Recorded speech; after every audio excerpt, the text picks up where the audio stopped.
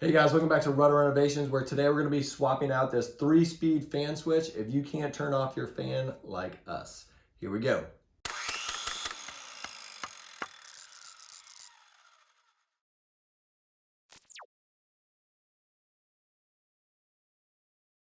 Before you get started on anything, the first thing you want to do is shut off the power. Next, you can remove the globe that covers the light kit, which is probably held on with a decorative fitting like this that unscrews in an additional nut and rubber washer. In order to gain access to the fan switch and replace it, we need to remove these 3 screws that hold on the light kit.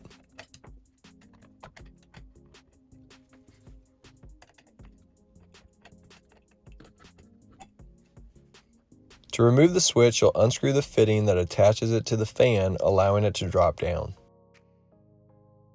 You'll notice that there are numbers, a 1, a 2, and a 3, and then they have the L here.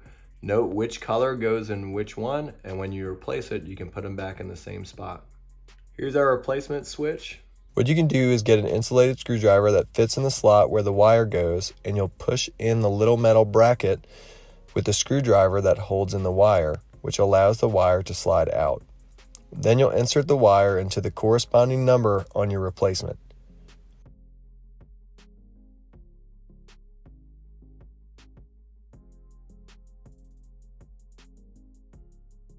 Red was number 1 on this fan, yellow was number 3, purple was number 2, and the black wire was L.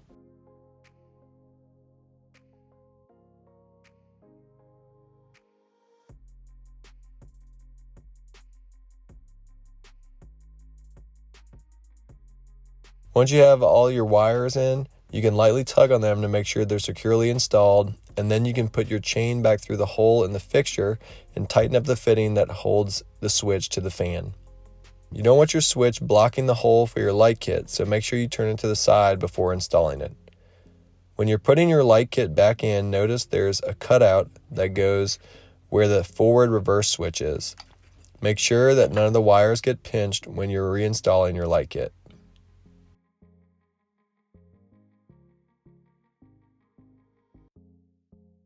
Once you get your 3 screws back in, you'll put the glass globe back on before we add our extra length of chain. You can hold the globe up with your rubber washer and your nut, and you're just going to put it right there on the end, and what you'll do is feed your chain through the bottom of the globe and pull it up and connect the 2 chains. You want to make sure that the chain is positioned so that it's not going to be rubbing against the light fixture. Once it's lined up properly, you can tighten up your nut that holds on the globe. After that, you can put the decorative fitting on. And now that we have our globe back on, let's go ahead and turn on the power and test out our switch. Run it through each speed and make sure that the high, medium, low, and off settings work. And if everything works properly, you'll be done.